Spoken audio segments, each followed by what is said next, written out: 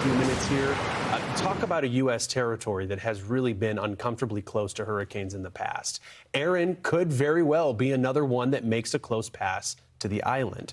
It's still more than 1,000 miles east of the leewards, so there's still some time to watch it. But even though Puerto Rico will likely be missed, the soon-to-be hurricane is going to bring impacts. Remember, the forecast calling for Erin to be a major one as it makes its closest approach. This morning, we have Weather Forecast Office and National Weather Service Warning Coordination meteorologist based in San Juan, Ernesto Morales, joining us here on Weather Command. And I guess the latest update, Ernesto, coming in from the NHC.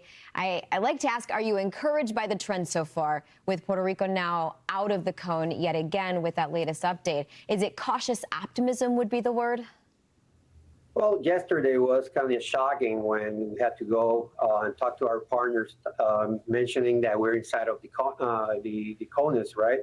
But now there's a little bit more relaxing between the partners. You know, we've been talking to the governors from Puerto Rico and the U.S. Virgin Islands.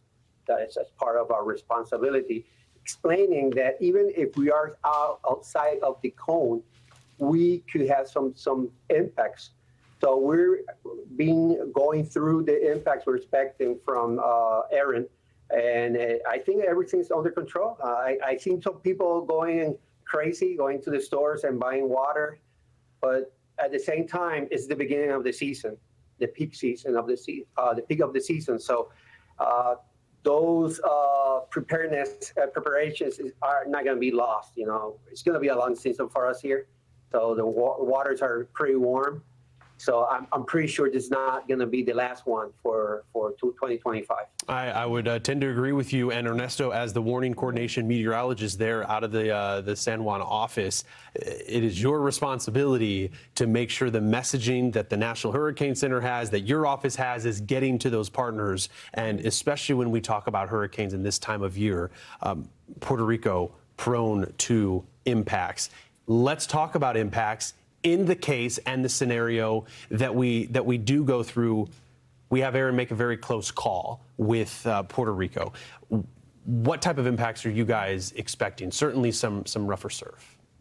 Well, it's the rough surf around. You know, right now we're having a lot of tourists coming down to the island, and they don't understand the danger of the rip currents.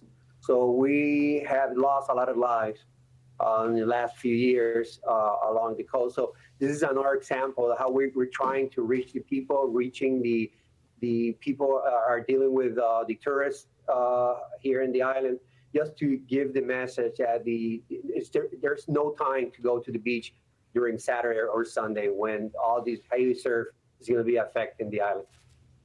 Yeah, and I think you know, when you talk about vulnerabilities and really relating to past events, now, very different scenario, but it was back in 2017 that we had catastrophic impacts from Hurricane Maria. Arguably, and you would know better than us, still feeling impacts even today. So there is that sense of fear, I think, that gets regenerated and renewed when you hear about a new tropical threat. To be out of the cone is huge, but the fringe effects you talked about, we have to pay attention to.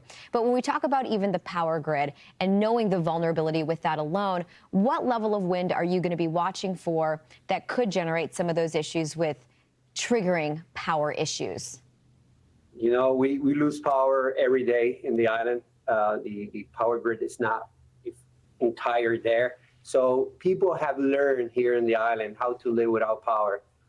So part of their preparedness is to live without power. So they have bought power generators. They have bought solar power. So I think in that side, we're getting ready, but still the great majority of Puerto Ricans don't have that type of source, energy source.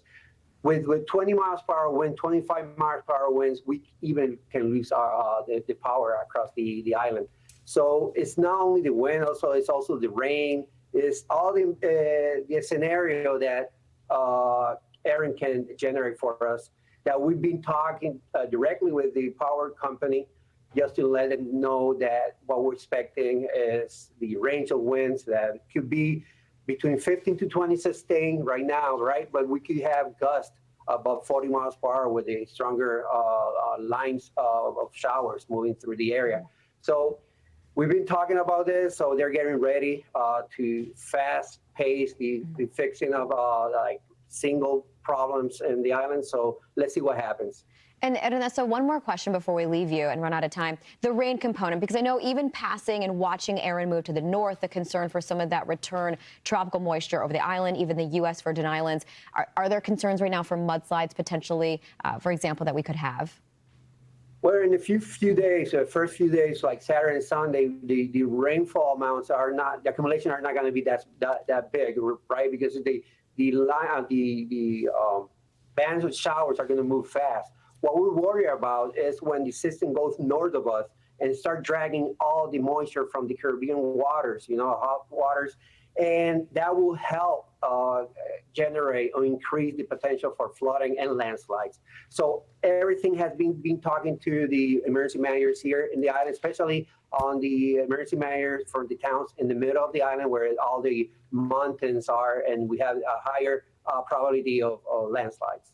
Yeah, that's something that we'll have to watch. Well, a lot of time still to watch it, Ernesto, as I know that you guys will be. We will watch it as well, and we're hoping for the best. The farther we can get this system away from Puerto Rico, the better. But that energy can travel in our oceans, as we know. National Weather Service Warning Coordination Meteorologist for the San Juan office, Ernesto Morales. Appreciate it. Thank you. Thank you.